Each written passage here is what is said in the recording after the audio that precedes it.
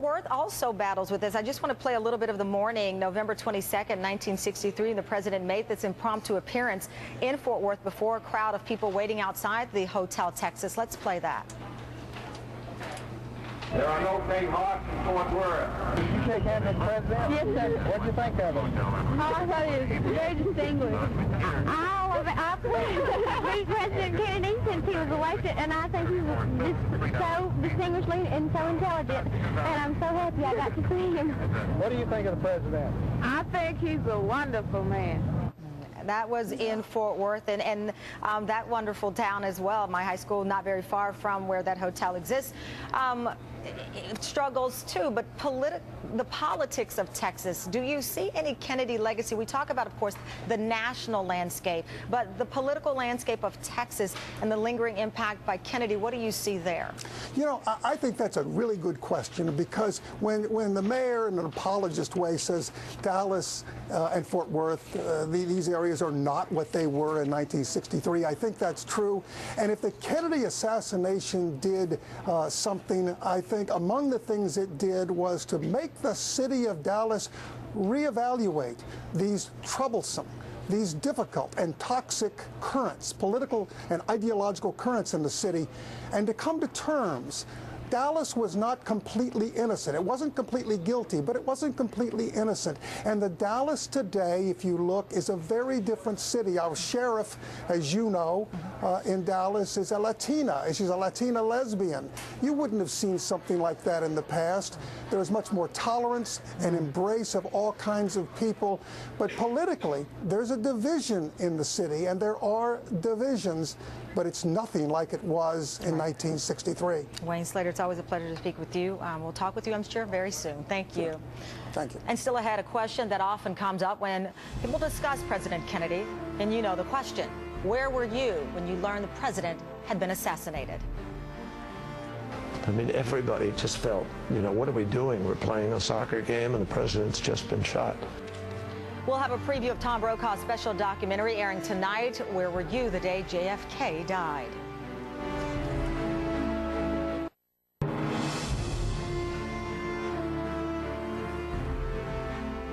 People around the world remember exactly where they were when they heard the news that President Kennedy had been shot. NBC News special correspondent Tom Brokaw got some powerful answers in his new documentary. Where were you when you heard that John F. Kennedy had been assassinated? Just even the question still. It was almost like a frozen frame in time. Everybody on the campus, instead of people running and saying, "Did you hear?" there were these quiet groups of people saying, can that be true? You'd see 5 students in a corner. You'd see, we sat in a car. You'd see people in the hallway. It was almost like if you said it out loud, he was going to die. I remember just completely disconnecting from the game.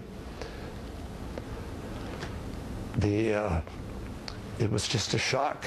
I mean, everybody just felt, you know, what are we doing? We're playing a soccer game and the president's just been shot. I went outside on the private porch and cried for a while. I think it was the first time I had really wept for more than 10 years. The last time I had wept before that was when my father died.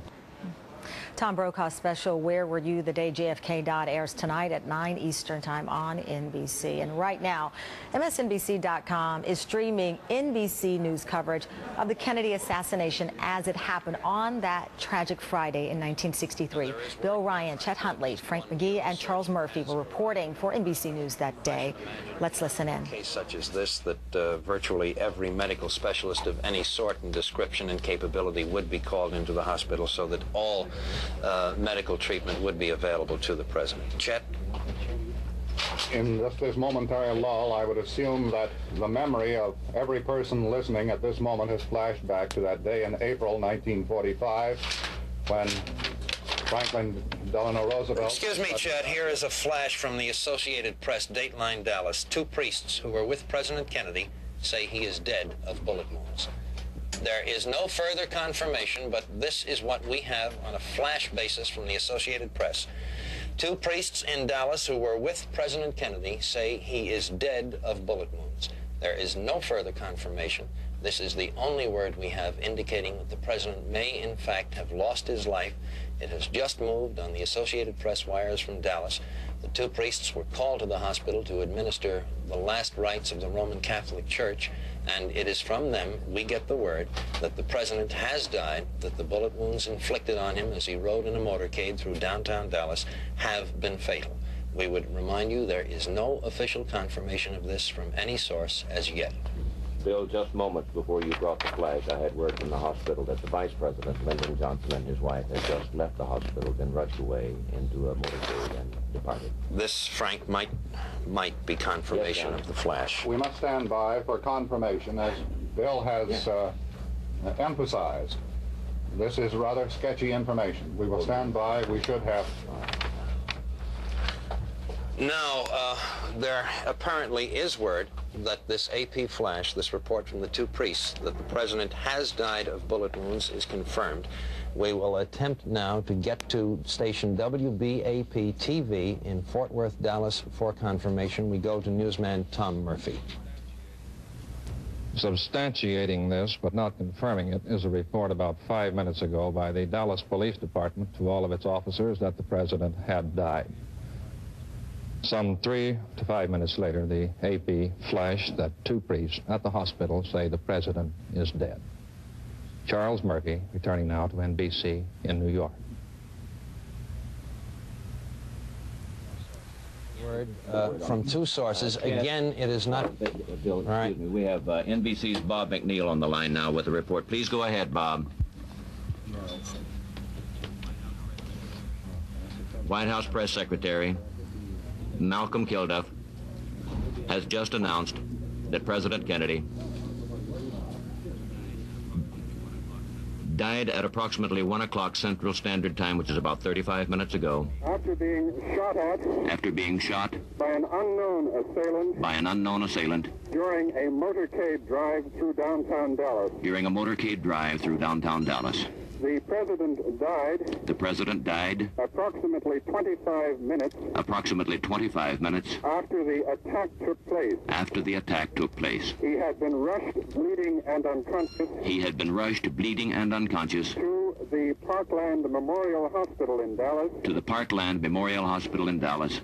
And was given blood transfusions. And was given blood transfusions. About 15 minutes ago. About 15 minutes ago, reports NBC's Bob McNeil from Dallas, to whom I'm talking now. A priest emerged. A priest emerged. After having given the president. After having given the president. The last rites. The last rites. Just before the announcement of the president's death was made. Just before the announcement of the president's death was made. Vice President Lyndon Johnson. Vice President Lyndon Johnson. Emerged grim-faced.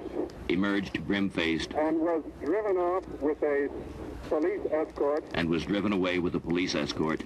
To assume. The constitutional responsibilities. The constitutional responsibilities. Of the presidency. Of the presidency. A casket. A casket. Has just been brought into the emergency ward. Has just been brought into the emergency ward. Of this hospital. Of this hospital. For President Kennedy. For President Kennedy. Michael Beschloss is standing by with us now. Michael, we know that it wouldn't be until 3:38 Eastern time that LBJ would be administered the oath of office. The events playing out at Parkland Hospital also incredible. Dallas County wanted custody of the president's remains for an autopsy. Jacqueline Kennedy did not want that, and she refused to leave the hospital without his remains, and LBJ refused to leave Dallas without her. And so it was incredible events playing out from the television perspective, but still things that we could not see that we now know took place at the hospital. You wouldn't believe this scene. You're absolutely right, Tamara. A local Dallas official said, I am not permitting the president's remains to leave Dallas until there's been an autopsy. That's our local law. And Kennedy's aide said, you know, the law can really be waived. This is the president of the United States. And he said, absolutely not.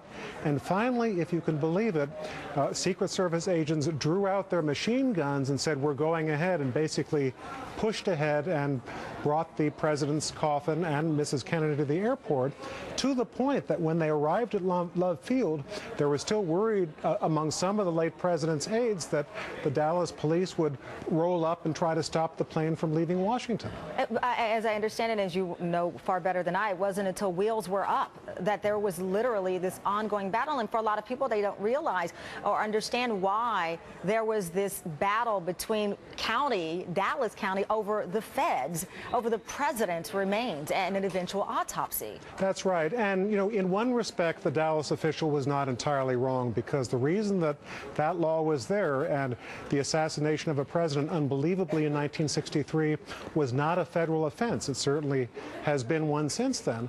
But the idea was that you could only preserve the chain of evidence if there's an autopsy done of a president or anyone else who goes through this on site. And one source of the conspiracy theorists ever since then has been that because the president's body was brought back to Washington, the autopsy was done at Bethesda Naval Hospital, maybe some way this was manipulated to provide some kind of a massive cover-up. It's amazing. And at 2:50 Eastern Time, Oswald arrested after a struggle at the Texas Theater. And we also know around this time just about the surgery was going on with Governor Connolly at Parkland Hospital as well. So these events all playing out 50 years ago. And it's incredible to look at this in reflection through your eyes and your wisdom. Thank you so much, Michael.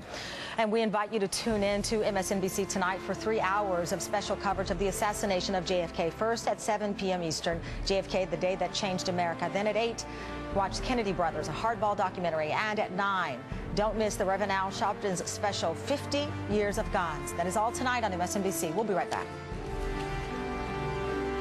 Thank you. And still ahead, more on our special coverage of the assassination of JFK. We'll talk with 2 young people who weren't even born at the time. In fact, they were born years later, inspired by his legacy.